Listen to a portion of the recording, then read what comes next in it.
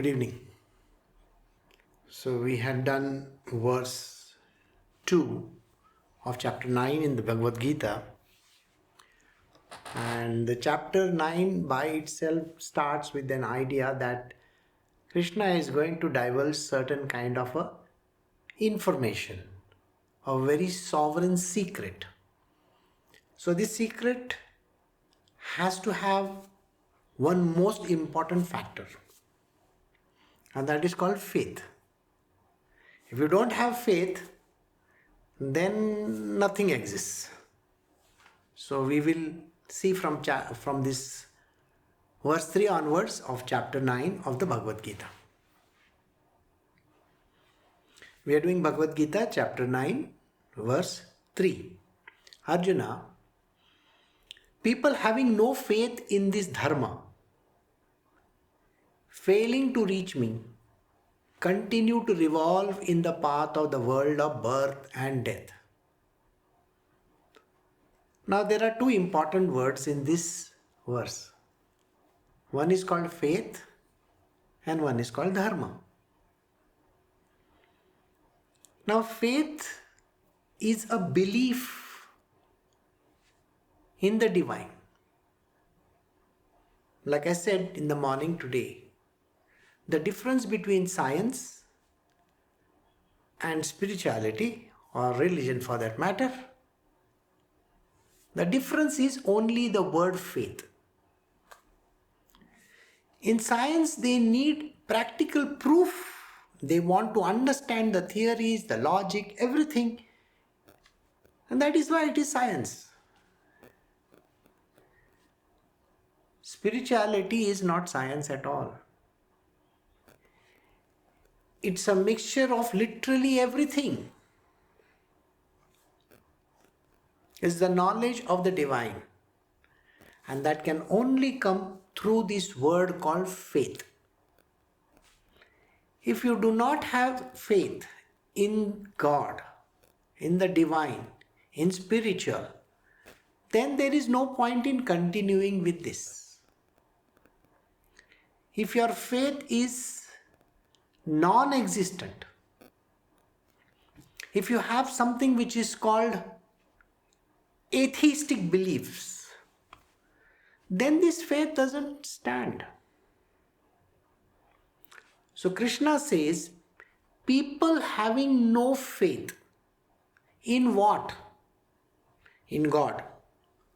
Now when he says in this dharma, now the dharma has always been construed as the path of righteousness, the righteous path. Krishna over here is not at all talking about righteous path. He is talking about the knowledge of Nirgun and Sagun Brahma. See, he is saying there are divinities. One is the unmanifest. The first one, that is called the unmanifest Brahma. And the second one is the supreme divine person. This dharma which believes in these two, the faith in this dharma, do you believe in this thing? Many people don't have any faith at all. They say that I have to only pray to this God who is been given to me by my past ancestors. So I go to this temple in my village and I pray over there. I don't know your Krishna. I don't know this Christian God. I don't know this Allah. I don't care about this kind of things. A person has this belief. He is so much mistaken. Because the word itself starts with the faith. The whole verse itself says, if you do not have the faith in this dharma, see, you have to have an ultimate goal, which we had discussed many weeks ago. That ultimate goal is this supreme goal which is called Krishna himself. We have done this, correct? He is the supreme goal. That is it. It is the supreme divine consciousness. That also is told. The goal is there, the consciousness is there, and he said, I am that supreme divine person. Now ask yourself this question. Do you believe in it or no?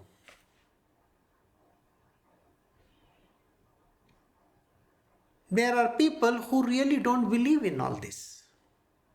They stop at the first one itself. They say there cannot be a supreme divine person. They say it is called the unmanifest divinity. Okay, that also is divine. But it is unmanifest and I don't know what it is. So I believe in the unmanifest God. Whether it is God or what, I don't know, because it is unmanifest. Here he is talking about both these things. See, please remember one thing. First is at this level, the second one is at this level. Lower level and a higher level. Now, if you are only believing in the lower level, which is called the Supreme Brahma or the Nirgun Brahma, and then you don't believe in the Supreme Person, then he says, you will fail to reach me. You don't want to reach me? I am higher than this Brahma. Do you understand what I am saying? I am higher than this Brahma and you don't believe in these things. I cannot help you. You may say, I stop my belief over here itself. God is everything. He can be whatever he wishes to be. So why are you putting those limitations in your mind and saying that there is nobody beyond that? This brings me to another point. People have belief in their spiritual masters, teachers, gurus, whatever you call them. They say that this guru helps me reach this Brahma. Or just below that. I know God. Okay, I know God. This is what they'll say. Because I do the yoga, pranayama or whatever the activities that they do. Now whatever activities that they do, they seem to believe that they have to reach the state of this Brahma only. And they say that, who is this Krishna fellow? Huh? I don't care about Krishna. Is that so? This is the ultimate scripture. Please understand this. Krishna is himself talking to you. He is telling you certain things. If you fail to have faith in this dharma, you will fail to reach me. You cannot reach me at all. Then you will continue to revolve in this circle of birth and death. Rebirths are guaranteed if you don't believe in this philosophy. Krishna says, then why am I responsible for your birth or death or whatever that is happening to you? Why should I take the credit of anything? Why should I be bothered about it? Incidentally, he is going to give an answer. Just wait for his answer. His answer is very unique. Very, very unique. Alright, so I hope you understood. The word is faith. Have faith in this dharma. Then you can come to me. But if you do not have faith in this dharma, you cannot reach me. Got it? Then you will be born again and again and again. Rebirths are guaranteed to you. So we move to verse 4. This is the Bhagavad Gita, chapter 9, verse 4. The whole of this universe is permeated by me as unmanifest divinity, like ice by water, and all beings dwell on the idea within me. But really speaking, I am not present in them. It's a hard-hitting statement. you need to understand this verse very clearly. Please remember these words. The whole of this universe, anything and everything that you can think of, whatever that you can think of, whatever you believe that this place God doesn't exist, no, I exist there also. So the whole of this universe is permeated by me.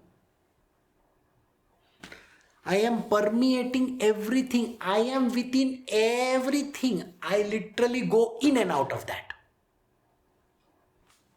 Get it? I permeate the whole universe. Anything and everything that is there. If you think that I am not there in your thoughts or in your mind or in whatever that you can think of, you are mistaken, because mind is me alone. He will come to that as well. In the future, he will tell you that as well. So there isn't any place which is not permeated by me. As an unmanifest divinity, I am the divine unmanifest in everything. Now, you take any object. You take this earth. You take the moon, the sun. You take even your computer or your laptop or your cell phones or whatever that you are seeing. I am permeating in it. Krishna is saying these words. I am permeating in it as an unmanifest divinity. Unmanifest divinity. I have told you that in the last chapter I am going to give you a lot of secrets. In this chapter the secrets will be more deeper. So listen to the words carefully. If you catch those secrets, your life is made.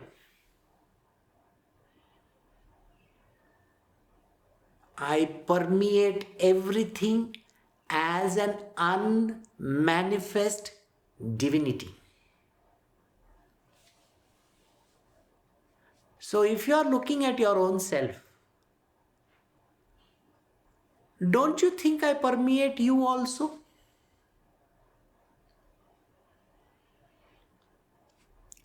Do you think I am there within you? That is the answer I am going to give just now. The answer is very twisted. I am permeating you as an unmanifest divinity. Manifest means what? That which you can touch, feel, see, all those things. You see, you have got an idea that there is something. But to have just an idea that I am inside of you as an unmanifest divinity is the most difficult thing to understand. You cannot even imagine that. So now try to think.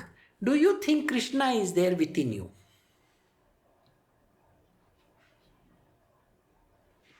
You can't find him.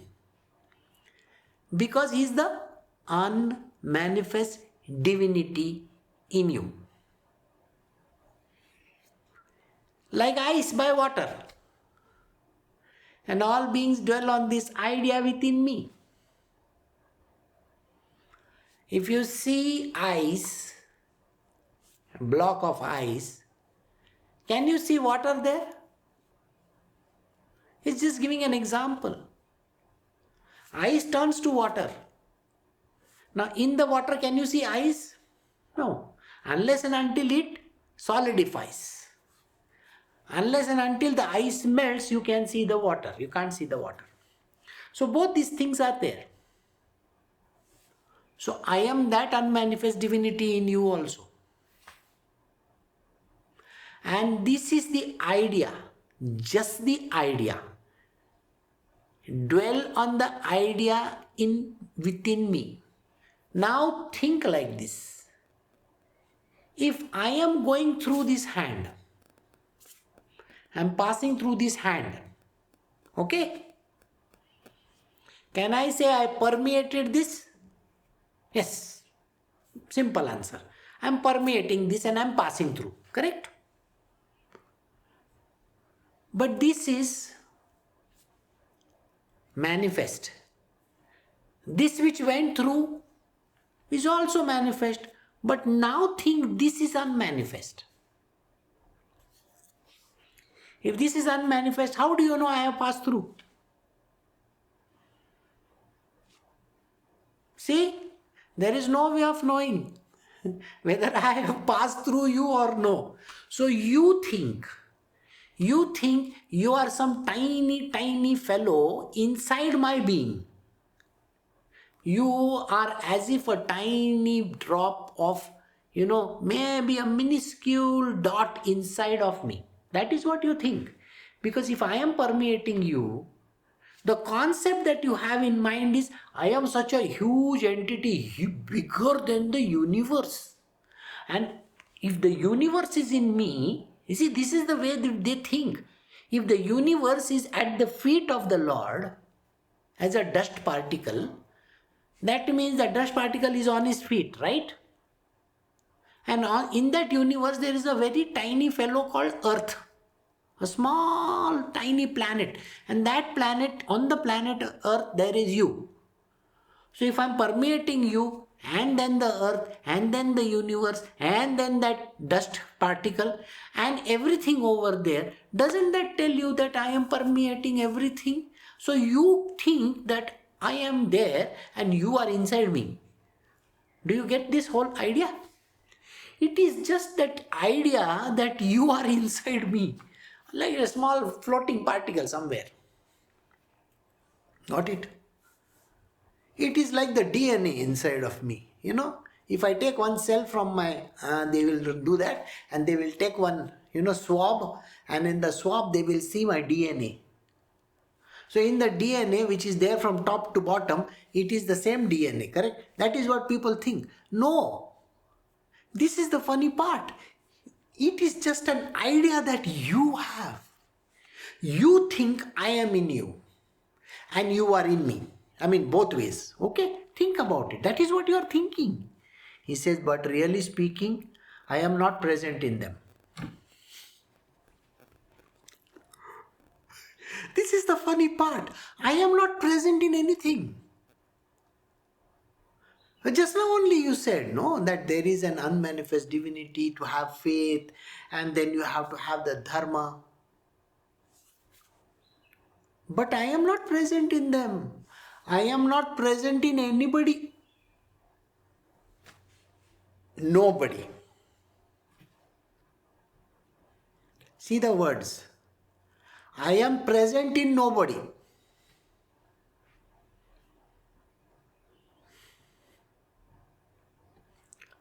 And that is the answer. I am present in nobody. That is what he says. I am not present in them. Them means the people. Human beings, which you are also a human being. You think I am inside of you. You are mistaken, totally mistaken. Because I am not present in you. No. I am present in nobody.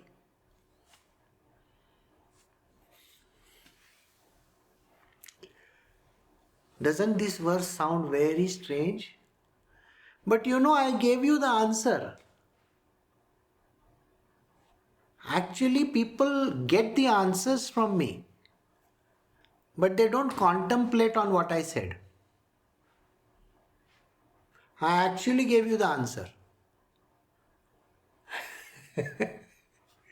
And yet, the answer is not obvious, because if you want to be in spiritual, you have to think about it. You have to listen to the satsang. You have to keep on thinking about it, cogitating on it.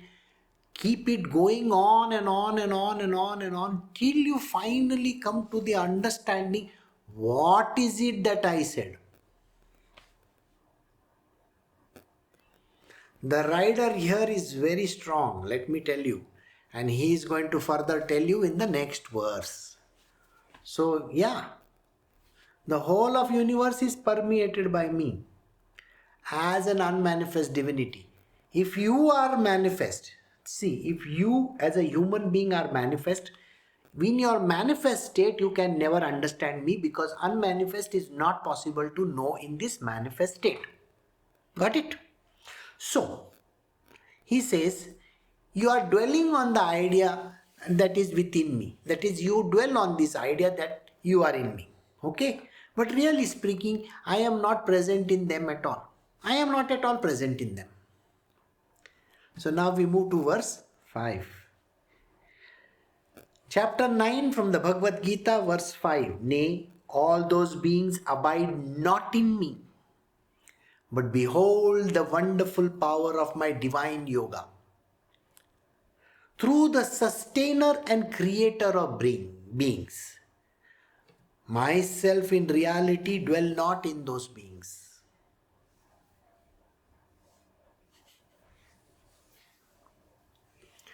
This is another very strange verse. Nay, all those beings abide, they don't abide in me.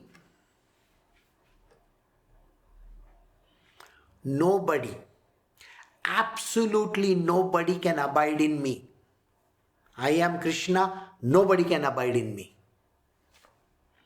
So there cannot be another person, another soul, another body which can take up me. This is what you got to know. So nobody can abide in me. Got it? But behold the wonderful power of my divine yoga. You see, I have the power, the divine power, which is absolutely the greatest divine yoga, the power of yoga, which means knowing the God, isn't it? I have that power through the sustainer and creator of all these beings. Who is the sustainer? The sustainer is Vishnu, isn't it? And the creator is Brahmaji. You know this. These are the two demigods that are there. Through them. So I have created them, which are called the demigods. So through this power of yoga, the power of yoga is there within me. Remember the first line, I don't abide in anybody. But with this wonderful power of my yoga maya, that is the power of my yoga maya, the power that I behold, the power which I hold in my hand, through the sustainer of creators and through the sustainer and creator of beings. So there is somebody who is a creator, which is called Brahmaji, and there is a sustainer who is called Vishnu. So through them, you can get this power's understanding. You can just get an understanding, get a whiff of the understanding. But can you catch it? No way.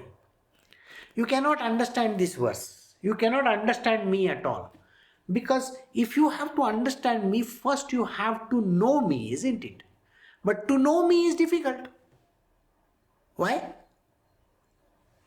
People have no faith in this dharma, fail to reach me.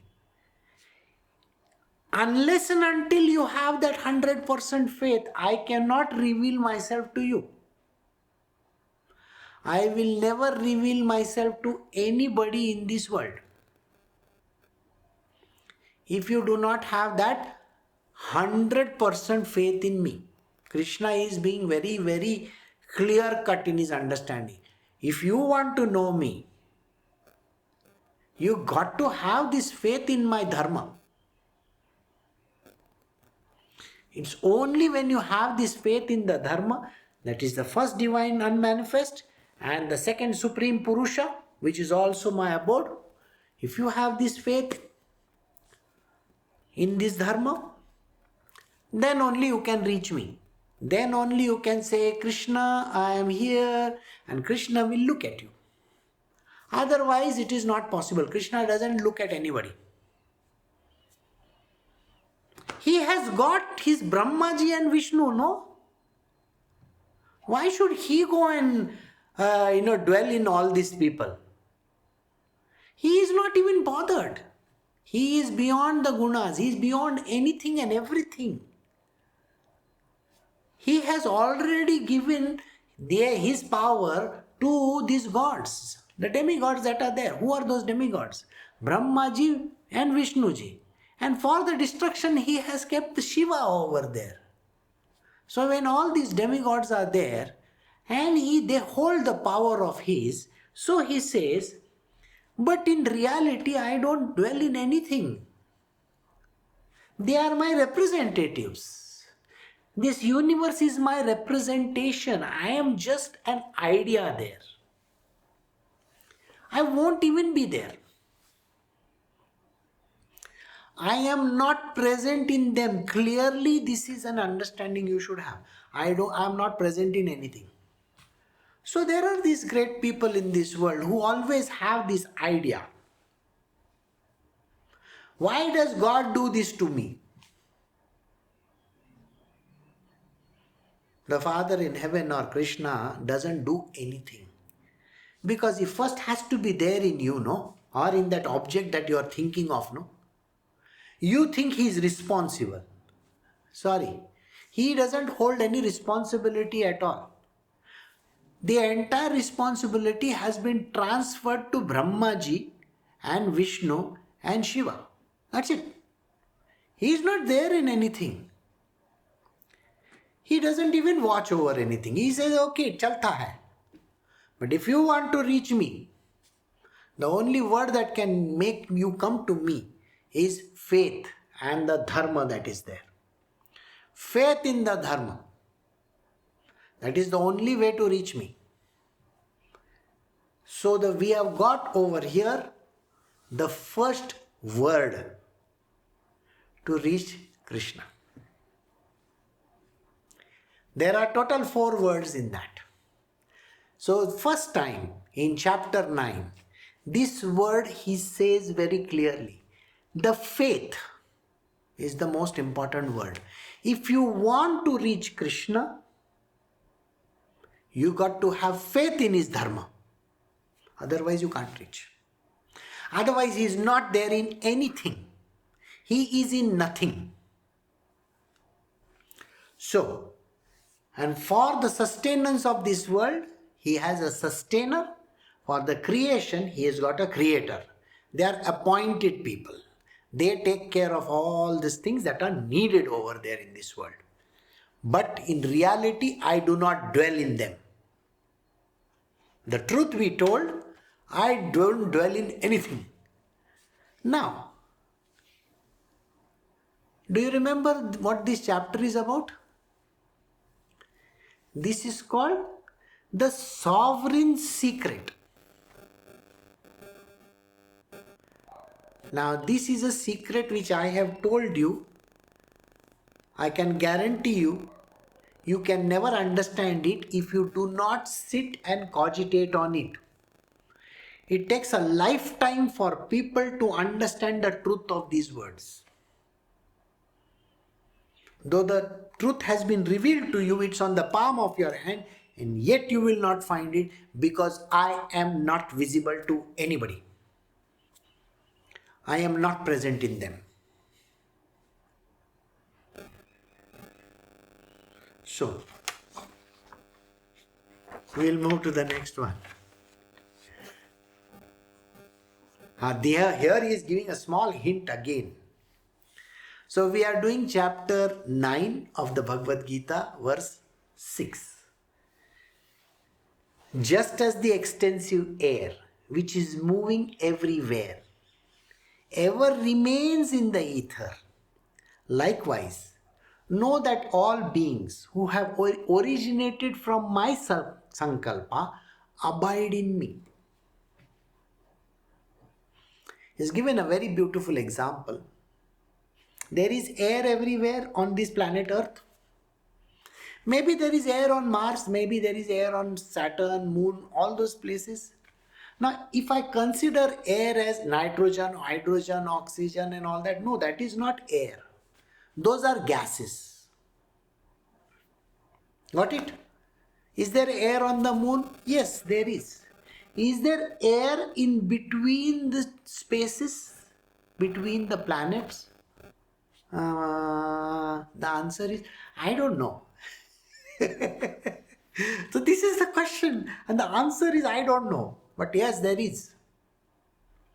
People are still trying to understand it. and nobody can understand it. Because it appears like a vacuum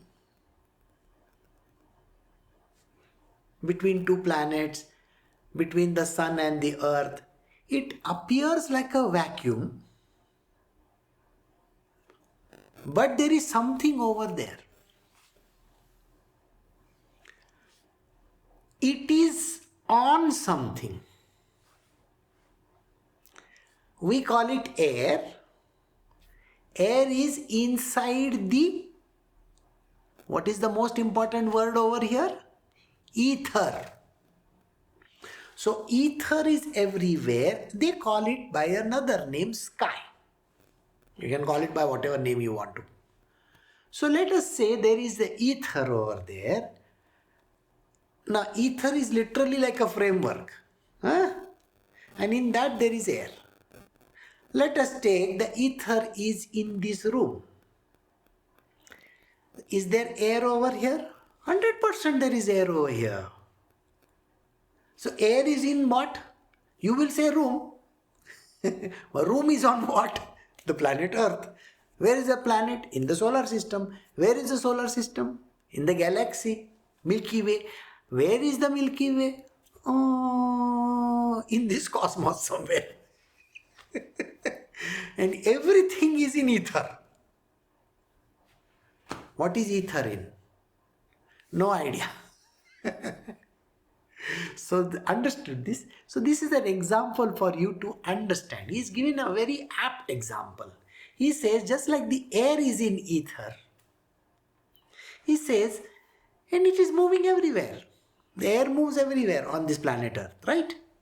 Likewise, know that all beings, that is you and everybody else, all the creatures that are there, all these beings, they have originated in my sankalpa and they abide in me. Sankalpa is just a concept. I just thought of them and they existed. So are they really there? That is the biggest question. So slap yourself and see, are you really there? And you will say, Guruji, you told me to slap. I'm very much there. It hurt me, I never asked you to slap on your face. I said you can slap another hand if you wish to. See, these are all twisted words. It is extremely difficult to understand what he is saying. The reason why you cannot understand is because you don't have faith. You should have explicit faith, absolute faith. There can be not even an iota of doubt. So if you have this absolute faith, you can accept this statement that I am there and it is just my sankalpa which makes you exist. Just that idea, just that concept, the thinking process of mind. You manifested like that just by, there he is. You see, they do like, and something comes, no, isn't it? In all these movies they say, There used to be that girl who will do like this. Like that she will do and something will appear over there. The genie something she was called. Genie. So like that. Just the concept and you are there. The sankalpa is there and you exist. It is just an idea. Do you get the point? You, human being who takes so much pride in your own self, you are just a concept. You don't even exist.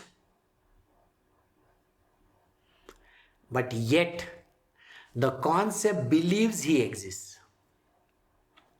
This is the whole problem. And because you think you exist, that is why you feel all the pain, all the torture that you go through. The trouble that you go through in your life is experienced by you because you believe you are existing there as a human being.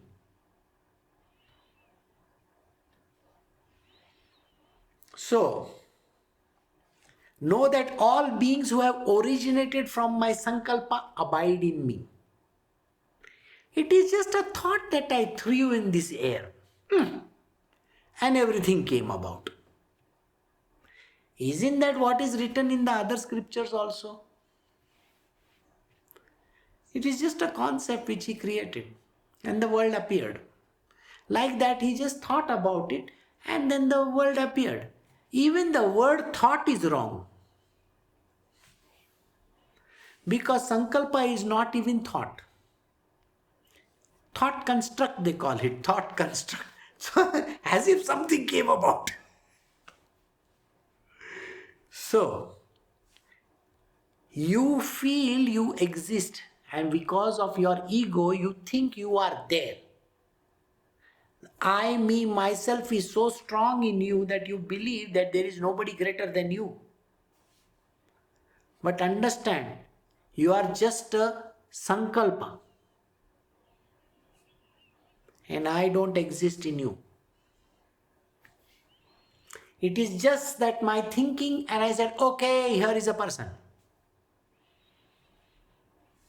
So we move to verse 7. These are small verses, okay? But they are very tough. If you do not actually think about what is being told, it is very difficult to understand what is being said. It is not easy to understand these verses. So, we are doing chapter 9, Bhagavad Gita, verse 7. Arjuna, during the final dissolution of all beings, enter my Prakriti, and at the beginning of creation, I send them forth again. Now, this is the Sankalpa which he is talking about. He says, at the last juncture, when everything has to come to an end, all these beings, they literally come rushing into this Prakriti. They literally come into the Prakriti. And imagine, it is like a black hole. Everything is entering into this Prakriti. It just keeps on entering. The end. That is the dissolution. Everything is dissolved in the last, the terminal point, in the final yuga. At the end of the fourth yuga, which is this yuga, Kali Yuga. And the end of the world is not right now. So don't worry about it. The yuga is still there. So you may think, oh, very good, I am ending now. No, nothing is ending. You still have a lot many lives to live. There are still more than 400,000 years before the dissolution happens. So take your time. You can keep on going and coming. And like today, Rajma in the morning said, she was reading the scripture in which it is mentioned that Narasimha Saraswati is telling a story about a person, a Brahma Rakshasa. So this Brahma Rakshasa is told that, I am going to put you with all this Vibhuti. Shivji's Vibhuti that is there. You will come to know about all your past lifetimes. And then you will come to know what you were in your past lifetimes. So he tells about 20 different creatures that he was. In that, human being is not a creature mentioned. You should know this. Because to get a human body is the most difficult thing in the world. We just consider the human body as some stupid thing. We consider, oh, I am depressed. Oh, I don't like this world. Oh, this is not good. Oh, that is bad. We keep on saying this. So you may be thinking those 500,000 people who died in America. Yesterday only, the figures have come out. 500,000 people have died in only one country called United States. Isn't it pathetic? Why did these people die? It is apathetic. Apathy we call it. They don't care. So the idea is this. This is not the end. This is the beginning. You still have a lot more lives to come. So those 500,000 people who died, you think they are not going to come back? They will definitely come back. Every one of them. Because they are not living in this faith. Remember the words which I said? God. The belief in this divine only comes with the word faith. Beyond that, there is no other word. So don't bother your head about, if you don't have faith, then there is no, the concept itself doesn't exist for you. What can I do about it? If it doesn't exist, you are like an ostrich. An ostrich can say, I am an atheist. I don't believe that there is a lion or a tiger next to me. An ostrich mentality is a person who puts his head in the sand and doesn't bother about the world, thinking that there is nobody around, there is nothing around him. It's exactly like that. So who cares? So here he says, during the final dissolution, all beings enter my Prakriti. Everything in this world, the whole creation by itself enters in this Prakriti, Mother Nature. Is literally like sucked inside, like the black hole, whoosh, sucking inside. And at the beginning of creation, they all come out. Where the point starts again, everything comes out from the point source. Like I told you, the idea is there even in science. Everything came from a point source. They still don't have any clue how that point source became such a huge thing. And how is it that everything is going back into the point source? No idea. They can keep on trying, thinking about it. It doesn't really matter. Because those who are the believers, we just have to have faith. All this is Greek and Latin to most of you. Am I not correct? I'm correct, no? All this is Greek and Latin to you. Most of you don't even understand what I'm speaking. For them, don't bother. If you have just the faith in Krishna, don't bother about the rest. Those who are following the third path. Remember, the first path is the path of knowledge. Second one is the path of work, that is karma yoga. And the third one is called the path of devotion. Devotion is all based on number one word, faith. Second word we still will have to come to. It is called surrender, by the way. Now don't go to the word so fast. So we are still stuck up at the word faith. So here he says, during the final dissolution, everything gets sucked inside Mother Nature, and at the end, when the beginning has to start, everything comes out of it. So we will do the next verse now. We are doing chapter 9 of the Bhagavad Gita, verse 8. Wielding my nature, I procreate again and again according to their respective karmas. All this multitude of beings subject to the sway of their own nature. Now this is a tricky, very, very tricky verse. Listen to it very carefully. Wielding my nature, I procreate again and again, according to their respective karmas.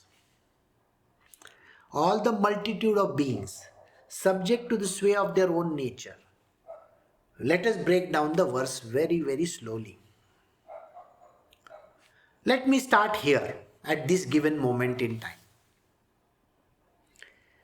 You have a certain nature, whatever is your nature.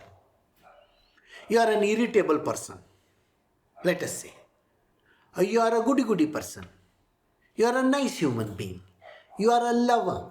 You like to say good things about everybody. Or you may be the meanest character. You don't care for anybody. You are a self-centered, egoistic person. See, this is nature, isn't it? Everybody has this. If I give you a piece of paper and I tell you, this person sitting over here, can you please write down the nature of this person? You know, you are going to write a lengthy note on that person, right? But you ask that person will say, I am such a goody-goody person. I am very nice, you know. I have faith in God. I love everything. And these 10 people who are sitting over there, tell them this first. We are not going to divulge the information that you give us. It's a secret information about this person. And then you see the big post that they write on this person.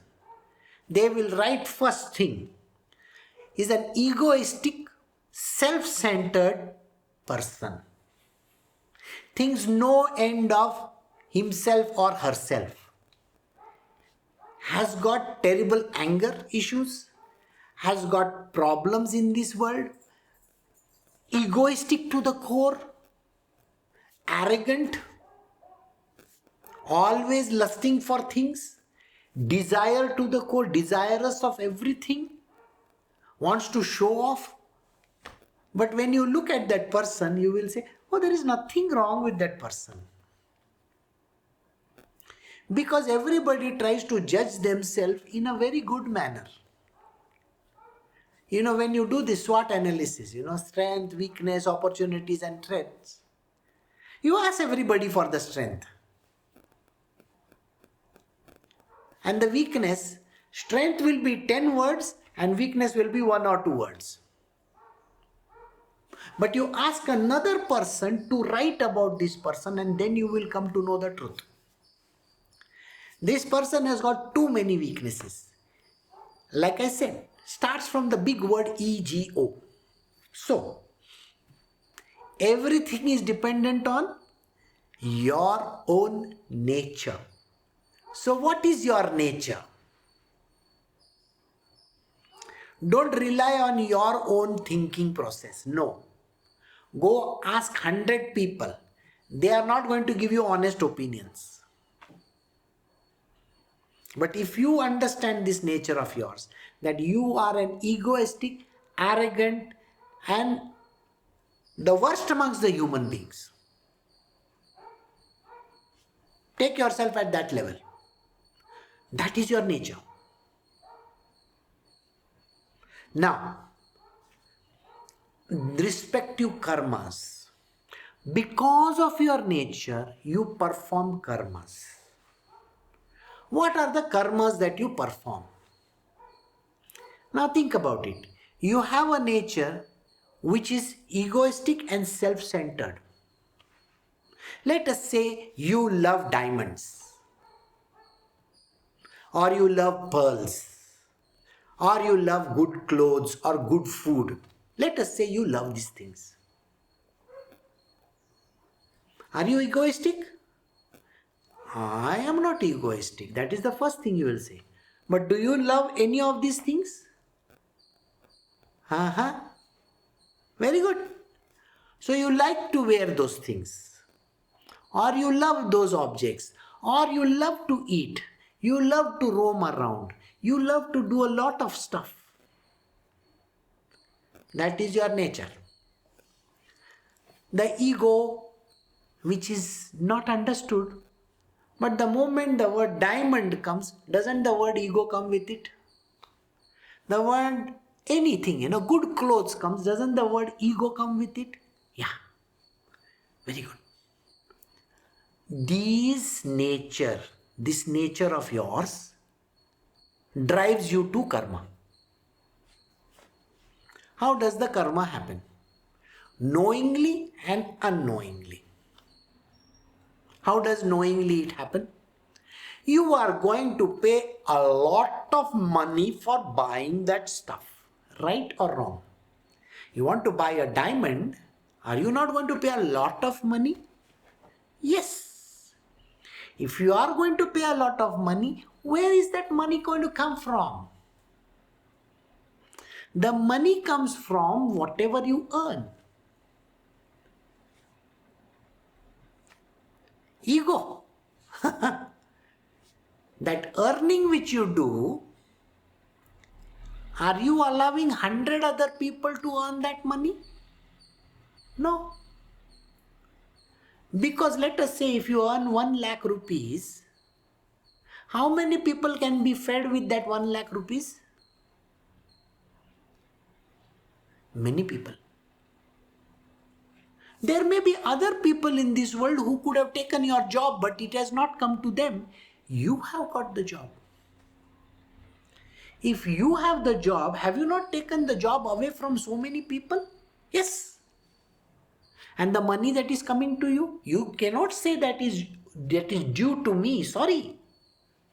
For the amount of work that you do, I can replace you with 100 machines, isn't it?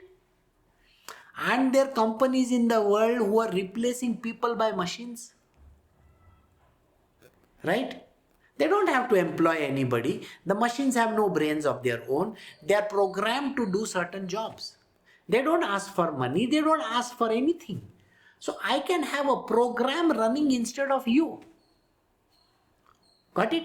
That means, are you not blocking a lot of money? Which means the money which you are using to buy this gold, this jewelry, this good clothes, want to eat good food, it is called doing karma. It's the work that you have done which you have made other people not get the job. Got it? And you don't even deserve that much amount of money, and yet you are sitting on that money thinking that the world owes me that. Sorry boss, the world doesn't owe you that much. If you are in spiritual, nobody is expected to pay you. You should not be paid at all. In spirituality, nobody pays. You are free. If somebody gives you food to eat, that is all. We only live on other people's, when they throw away stuff, then only we live by that. That is how you have to live. But you are living in your own, which talks again of ego. So the karma that is accumulated by buying those jewels, or the gold, or the clothes, or the cars, or the houses, or properties, or living a fancy lifestyle, or whatever that you are doing, there is a fantastic amount of karma that is accruing to you, which you really don't understand. And because this karma is accruing to you, your future life will depend on that. During the final dissolution, all beings enter my Prakriti. In the beginning of the creation, I send them forth, wielding my nature. I procreate again and again, according to their respective karmas. All the multitudes of beings are subject to the sway of their own nature. It is because of your nature you are getting swayed and pushed into a karma. See, people have this understanding that somebody is doing bad to me. Okay, let us say there are two brothers. All right, and this is an active case which is going on. All right, now just at the time of death, the father gives it to some other girl. These brothers are there, but he doesn't give it to them. He gives it to somebody else. The mother is also there. Remember this. Now the mother and the brother sue this girl, saying that she cannot get this money. So now how many karmas have happened? A lot of karmas have happened. Not only for the person who died, but for the two sons, the mother, the woman who got it, the whole world, the lawyers who are going to get involved, I guess anybody who is reading this news also.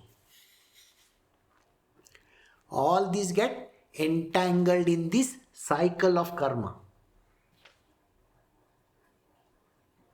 If you feel sad for somebody, or if you feel good for somebody, you are also involved in that karma. You got to have equanimity of mind. Have you forgotten this word that I told you yesterday? day before yesterday. If you don't have the equanimity of mind, you cannot reach Krishna. Sorry, you cannot. Never. Not in this life. Never in any life. And here he is telling you, I procreate again and again. I keep on giving the idea to Brahmaji. Create again and again. Put this person back into this, world. Keep on making him recycle, recycle, recycle, recycle, recycle. As what? Entirely based on the karma that you do, driven by your own nature. So if you are a mean person, like I said, you may be into diamonds. How did that diamond land in your house? Or in your whatever, in your ring? How did it land there? Where was it mined? Oh, it was mined in a place which is far away somewhere. That poor fellow who mined it didn't even get this much amount of money. He had to work like a dog so that he can give you that diamond. And then there are in-between agents who literally hiked up the price like nobody's business. Finally, it went to some dealer and that dealer put it in one ring, and that ring you are wearing. And that ring is supposed to be given to you by your boyfriend or whoever it is. Karma associated with all those fellows put together is on your head. Even the country from where it is robbed, the country from where it is mined, all the people connected in that country, they will hold you responsible. You think that doesn't happen? Try taking one stone from India and going to England. You see, there was one diamond called Kohinoor diamond. They took the Kohinoor diamond and went to England. Do you know whole of India is against England because of this? So all the curses of all the Indians are there because the diamond was robbed from here. Don't you believe that? So the whole country is against you also. And that is the karma you have to suffer. Whoever wears that diamond has to suffer. And if you think you are owning it because you paid so much amount of money, sorry boss, you deserve to get that. So if there is a small country in Africa or in South America where it is diamond is mined, that country has never got the benefit of it. Got it? So now think about the number of karmas that you get associated with. And this is a very pathetic story, I can tell you this much. So you will get your future life depending on the karma that you have done. Depending on the nature that you have. If you do not change your nature to the sattva, if you are not good, if you are not kind, if you are not compassionate, if you are not loving, if you do not move towards the sattvic path, all the karma that is there is going to come on your head. Show your arrogance, show your ego, show whatever that you wish to. Because if you are a sattvic being, you don't want to own anything, no? A sattvic being wants to live a very frugal life. So now keep on thinking. So now you want to own all these things? Sorry. First and foremost, you won't know me also. Because if you want to know me, you need to have faith in me. Today, you don't have faith in me. So where is the question of you not getting born? And Brahmaji is already sitting with his next rubber stamp. Okay, this idiot, when he is coming, first you send him to hell. Get him cleaned out over there. You see, when your car comes for servicing, it has to go for a thorough cleanup job, no? So your body, you, the being that is there, with all your, subtle body will be sent for servicing first. So they will... And then you will come out as a clean person, but you still have to suffer for those consequences, the karma that you have created. And that is what Krishna says. Krishna says, I procreate. I just tell Brahmaji, you create all these things. I am not concerned. He says, I send forth all these people. But where am I concerned with it? Where am I bothered about it? Am I inside that? No. You with your nature and that nature of yours which you have is going to make you perform those karmas which will give you the next life. I don't get involved in that process at all.